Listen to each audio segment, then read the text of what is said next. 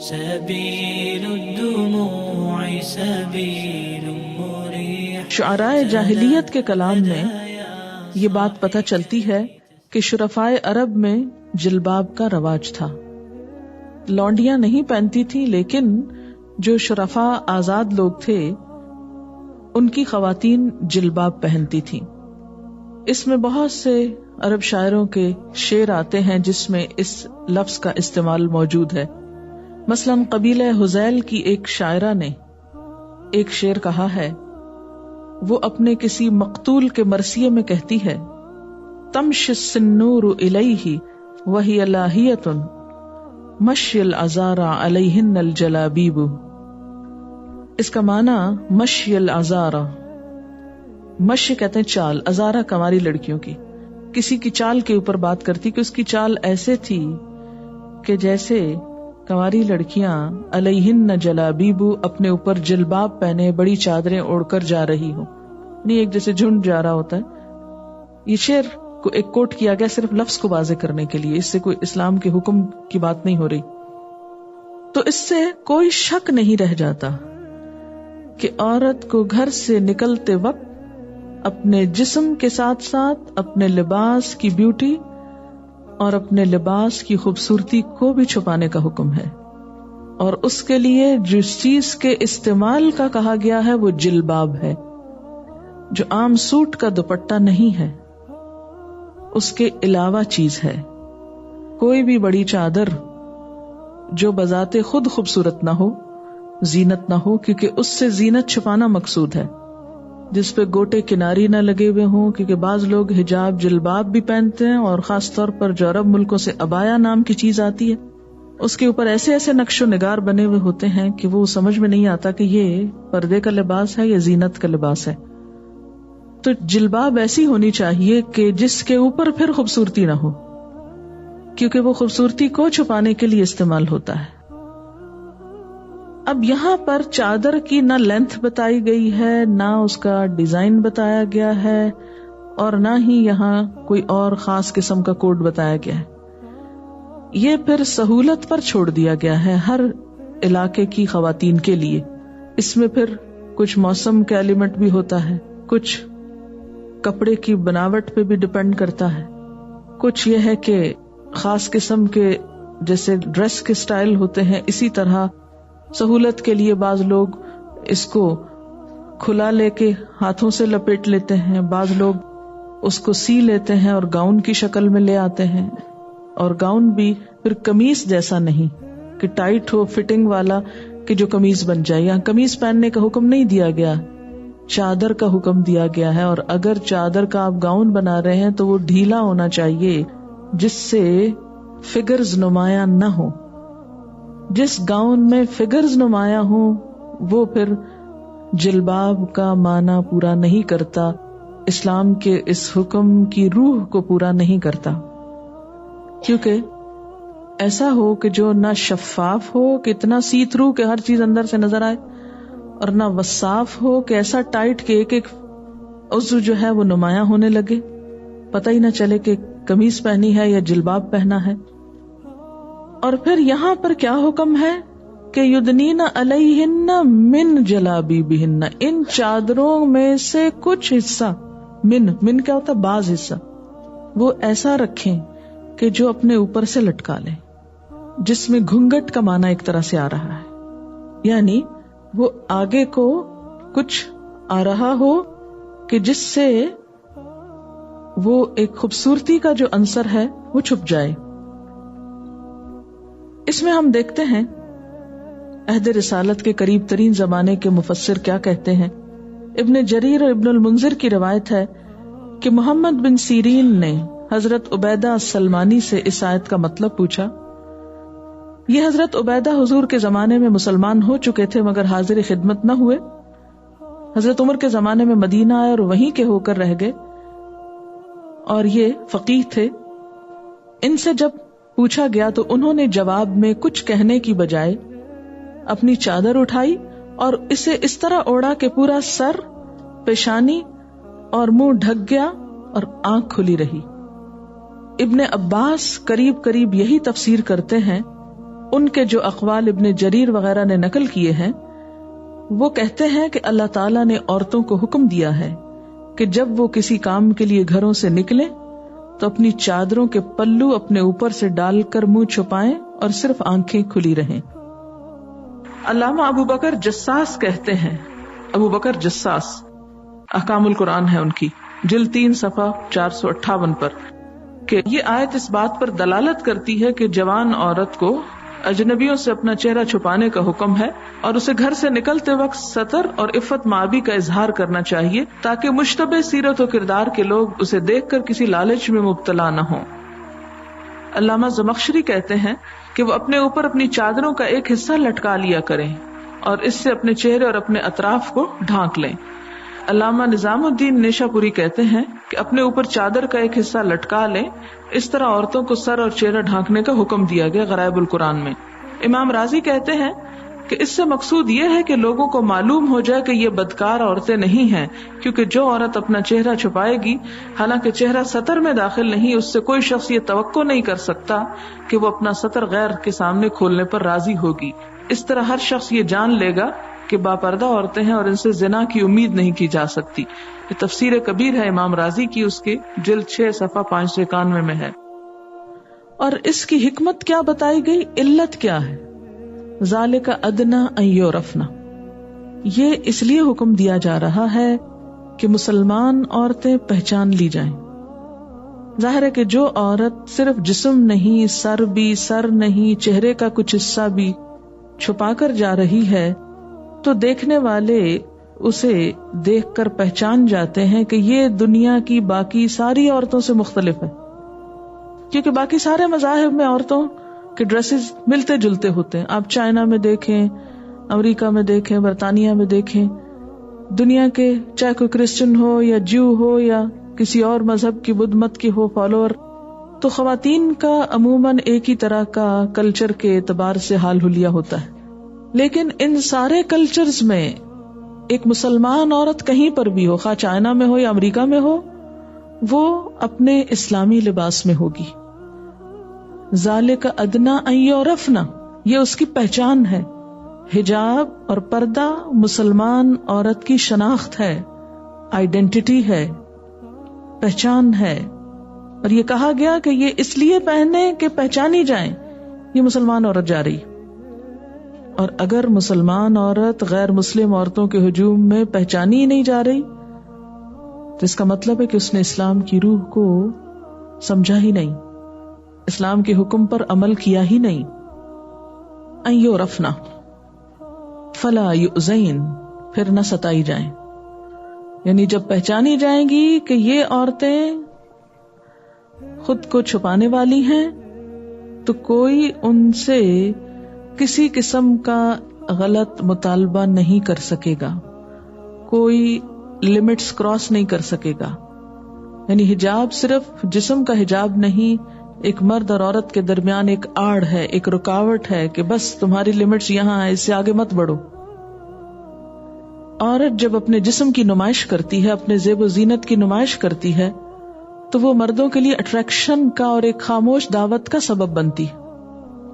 یعنی خواہ کسی کی نیت نہ بھی ہو، میں یہ نہیں کہتی کہ نعوذ باللہ جو حجاب نہیں کرتے ان کی نیتیں خراب ہوتی ہیں یا یہ کہ وہ بری ہی وجہ سے یہ سب کچھ ہوتا ہے، نہیں، لیکن ہو سکتا ہے وہ معصوم ہو، ان کے دل میں کوئی ایسا خیال نہ ہو، صرف دیکھا دیکھی انہوں نے ایسا کر لیا.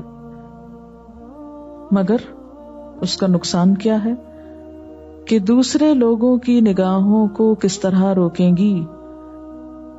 آپ دیکھیے کہ ہم ایک پاؤ بھی گوشت خرید کے لائیں نا تو ننگا نہیں چھوڑتے، کیا کہتے ہیں، ڈھک کے رکھو. کبھی آپ نے نہیں دیکھا ہوگا کہ لوگ پلاسٹک کے سی تھرو لفافے میں گوشت خرید کے لٹکاتے جا رہے ہوں، کیا کہتے ہیں، ڈھانپ کے لے جاؤ. کہ یہ جو گوشت کا پتلا ہے سارا جسم، اس کو اتنے سارے مردوں کی نگاہوں کے لیے ایکسپوز کر دیا جائے، کیا وہ اس پاؤ گوشت سے بھی کمتر چیز ہے یہ کہ یوں ہی چھوڑ دیا جائے، جو چاہے دیکھتا رہے؟ نہیں، یہ تو میری پہچان ہے کہ مجھے ڈھانپنا ہے خود کو. اللہ نے حکم دیا ہے مجھے اس پر کوئی شرمندگی نہیں، کوئی ملامت نہیں. کوئی احساس کمتری نہیں. مردوں کی غلط نگاہیں تو میرے لیے اس سے بھی زیادہ زہریلی ہیں جتنی مکھیاں ایک پاؤ گوشت کے لیے خطرناک ہے. شاید وہ اتنی خرابی وہاں نہ چھوڑے جتنی خرابی ایک عورت کی زینت اور خوبصورتی کو دیکھ کر مردوں کے دلوں میں پیدا ہو سکتی ہے. ذالک ادنا، یہ بات زیادہ قریب تر ہے، ان یعرفنا، کہ وہ پہچان لی جائیں. پہچان ہے یہ عورت کی. فلا یؤذین، تو ستائی نہ جائے، ان پہ کوئی آوازیں نہ کسے، ان کی طرف نہ کوئی بڑھے، ان سے کوئی غلط امید لگا کے نہ بیٹھے، ان کو کوئی چھیڑے نہ. وکان اللہ غفور الرحیم، اور ہے اللہ تعالی غفور الرحیم، کہ ڈھکنے کے باوجود بھی کچھ لوگ باز نہیں آئیں گے تو پھر عورت ذمہ دار نہیں. یہ نہیں کہا گیا کہ پھر عورت گھر بیٹھ جائے اور عورت نکلے ہی نہ، اور عورت باہر کا کوئی کام نہ کرے. نہیں، نکلے، کام کرے، لیکن اپنی حدود میں، اپنی لمٹس میں، اپنی پہچان کے ساتھ. خاص طور پر یہاں آپ بیٹھے ہیں اور خود بخود آتے چلے جا رہے ہیں آدمی، یعنی عورتوں کی مجلس ہے، اور اتنی آزادی سے کیوں چلے آ رہے؟ اس لیے کہ کسی کے اندر احساس ہی نہیں کہ ہم قیمتی چیز اور ہم کو نہیں دیکھ سکتے یہ، بلکہ وہ نکو بن جاتا ہے جو اپنے آپ کو پھر ڈھانکے کے لو یہ کیسی بیکورڈ عورت ہے جاہل کہ جو اس مرض سے ڈر رہی ہے.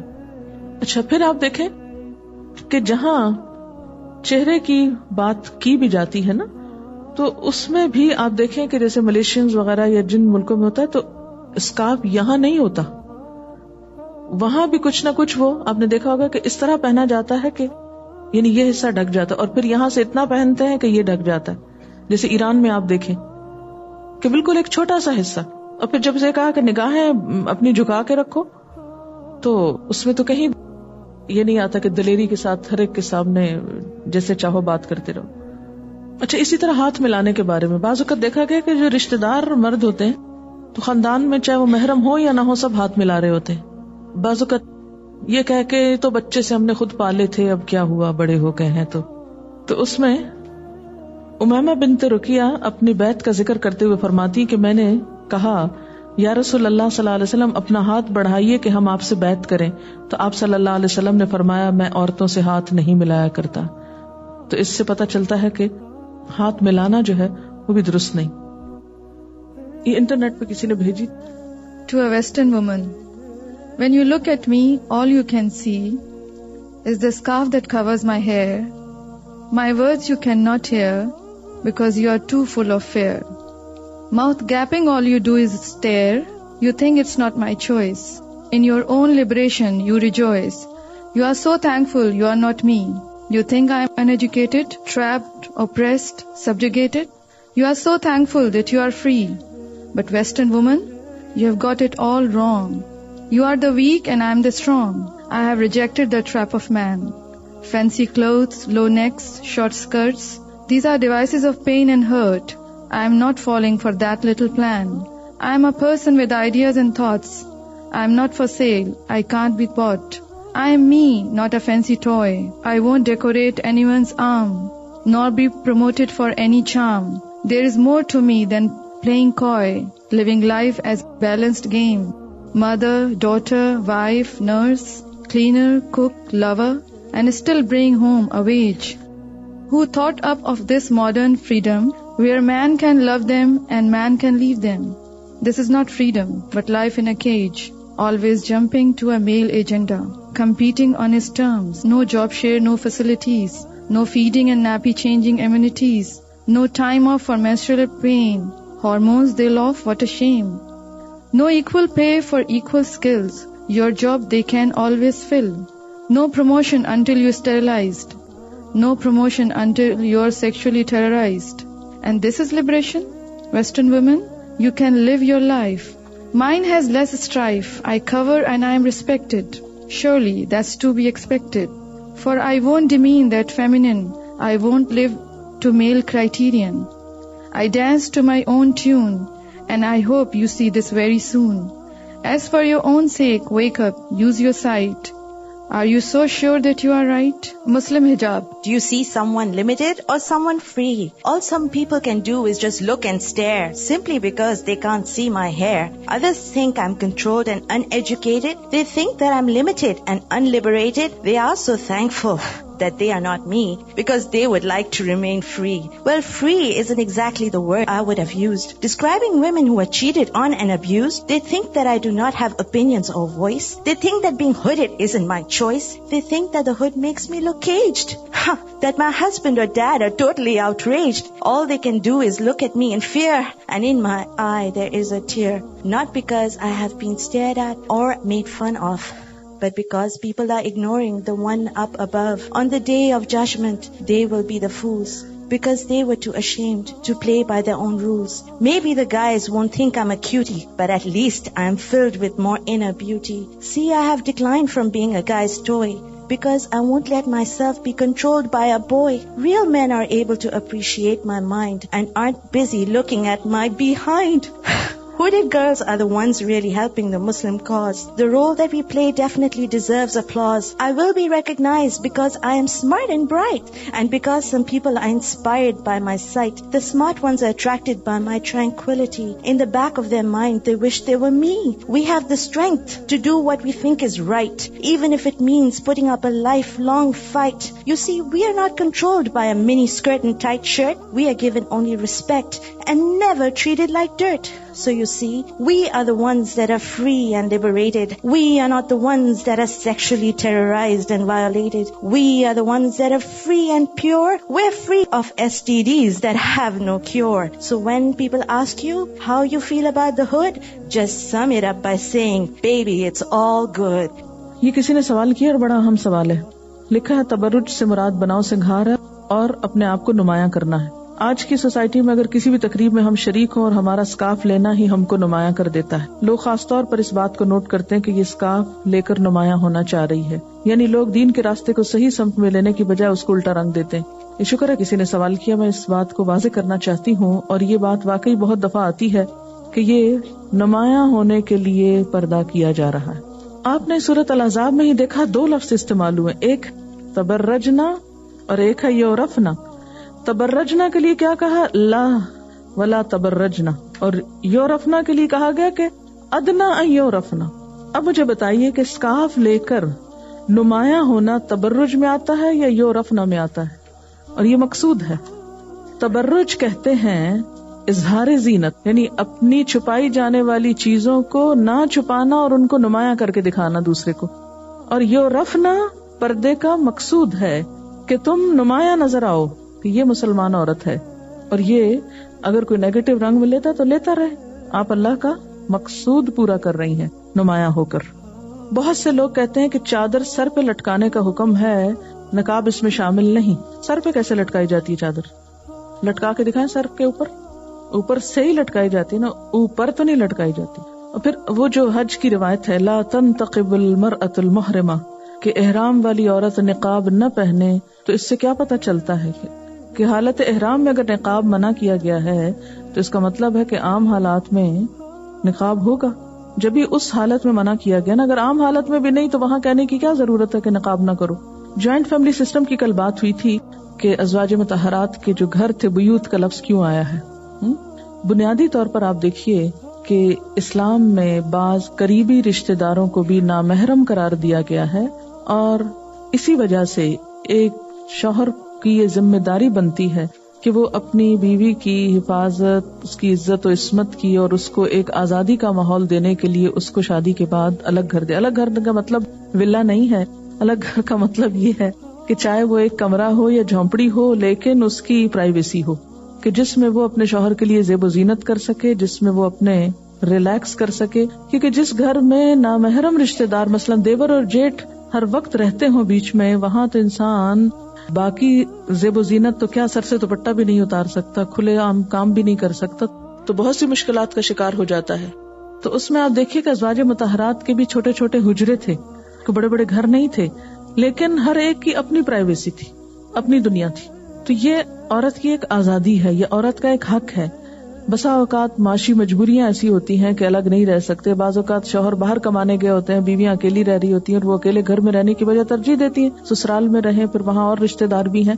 تو ان ساری چیزوں کے باوجود گھروں میں کچھ نہ کچھ گنجائش ایسی ضرور ہوتی ہے کہ جس میں اکٹھے ہوتے ہوئے بھی کچھ نہ کچھ پارٹیشن ہو جائے کہ جس سے وہ لمٹس باقی رہیں.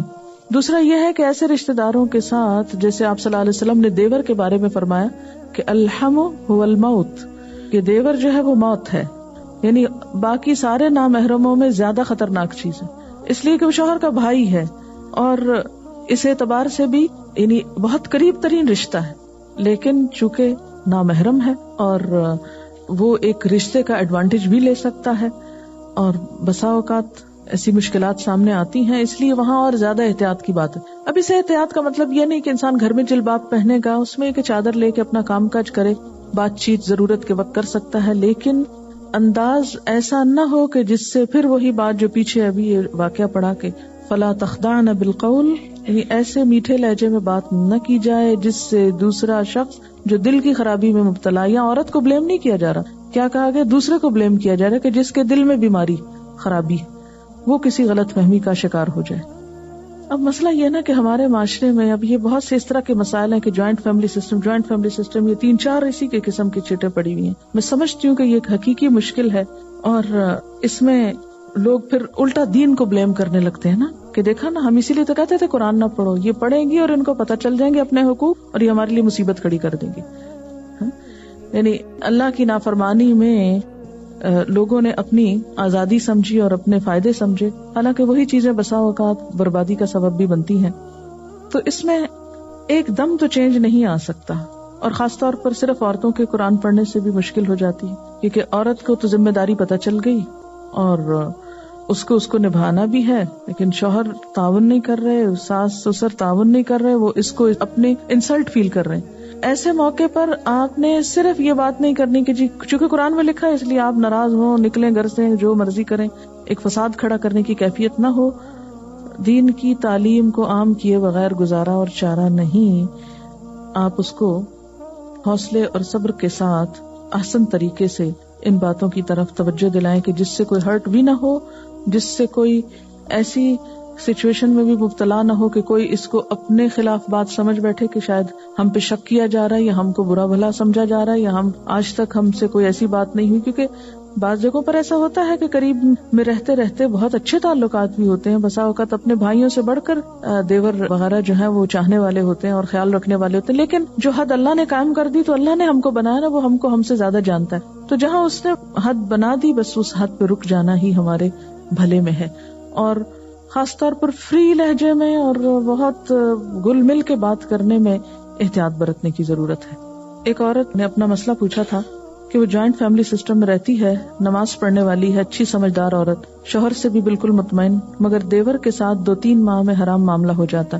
وہ آدمی موقع کی طاق میں رہتا کہ کسی موقع پہ سب گھر والے کسی تقریب وغیرہ میں چلے جائیں تو وہ گھر میں رک جائے. وہ عورت اس کے بعد ذہنی طور پر بہت پریشان ہو جاتی, بہت توبہ کرتی, مگر اس دلدل سے اپنے آپ کو نکال نہ سکتی, شوہر کو بتانا نہ چاہتی اور اس عمل سے خود بھی پریشان تھی. اصل میں عورت کی حفاظت کے لیے یہ سارے میئرز ہیں, عورت کو ستانے کے لیے نہیں. بہت سے لوگ الٹ معنوں میں لیتے ہیں کہ لو ہم ہی کو کیوں کہا جاتا ہے, ان کو کیوں نہیں کہا جاتا. آج کل تو یہ ہو رہا ہے کہ اگر لڑکی الگ گھر کا کہے تو ساس سسر کہتے ہیں بہت تیز لڑکی ہے, ہمارا بیٹا ہم سے چھیننا چاہتی ہے. دیوروں سے اچھی طرح بات نہ کرو تو کہا جاتا ہے بہت مغرور ہے. بہت سے لڑکیوں کے رشتے صرف اس لیے نہیں ہو پاتے کہ وہ پردہ کرتی ہیں. ہر ایک کا اپنا سرکل ہے. میرے پاس تو بہت سارے ایسے لوگ آ کے کہتے ہیں ہمارے لڑکے پردے والوں کا مطالبہ کر رہے ہیں. ہر طرح کے لوگ موجود ہیں. رشتہ ٹھیک ہے, بڑی اہم بات ہے, شادی بڑی ضروری ہے, لیکن آخرت کا مسئلہ اس سے بھی زیادہ اہم ہے. کمبائن فیملی سسٹم ایک مشکل یہ بھی ہو جاتی ہے کہ جب بہت سے کپلز ایک گھر میں رہتے ہیں تو ایک تو کمپیریزن بہت ہوتا ہے. بعض لوگ لڑتے رہتے ہیں اور باقی ان کے صرف جھگڑے ہی سلجھاتے رہتے ہیں, اور بسا اوقات ان کے جھگڑے سلجھاتے اپنے حال سے بھی جاتے ہیں.